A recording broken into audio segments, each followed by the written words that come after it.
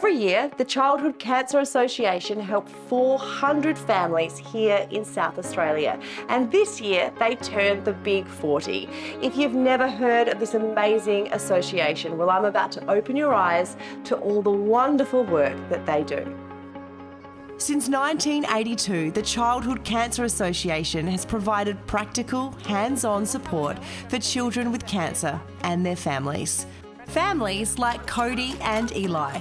When Cody was pregnant during her 32-week scan, it was discovered Eli's heart wasn't in the right spot.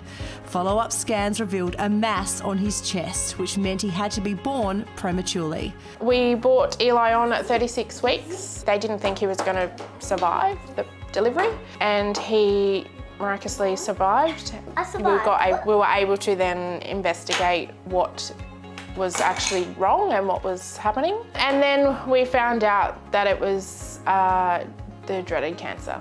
It was nearly 4 weeks before Cody could even hold her newborn baby. When you hear those, 4 words, your child has cancer, I don't remember the conversation. The Childhood Cancer Association was there with Cody and Eli from day 4. Childhood Cancer Association did a lot for my family. They helped us out when I didn't know where to turn. So they were always there, regardless whether it was just to have a chat, whether it was maybe some financial assistance, maybe it was just I was unsure of where to go to get help with something, and not only that, spoiling us parents with beautiful massage. It's just been so comforting knowing that you've got somebody outside your family or outside your friend circle who understands. Other families like Jemima and Megan have continued their relationship with the association well after the treatment has finished. So my name's Jemima, and in 2006, when I was 5 years old, I was diagnosed with ovarian cancer.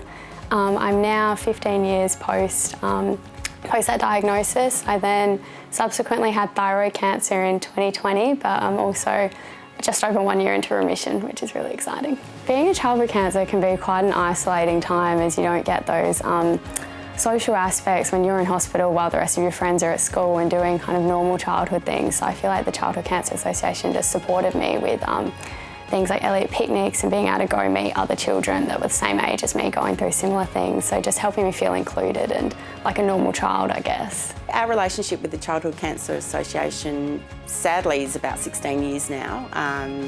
They were a wonderful first point of contact when Jemima was diagnosed with ovarian cancer when she was 5. We had a visit straight off. We didn't have an oncologist, and our first point of contact, apart from the surgeon, was someone from the Childhood Cancer Association. So effectively scooped us up and made us feel like everything was going to be okay. Dr. Michael Rice has been involved in almost every childhood cancer case here in South Australia over the last 50 years.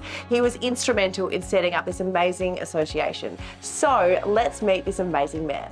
I came to the Children's Hospital in February 1960 to start my paediatric training, and at that stage there was no real hope for children who had cancer, but I became fascinated by the way they would respond to this treatment that was developing. Dr. Rice worked in Melbourne and in New York before returning to Adelaide. He led the way in paediatric cancer treatment in South Australia.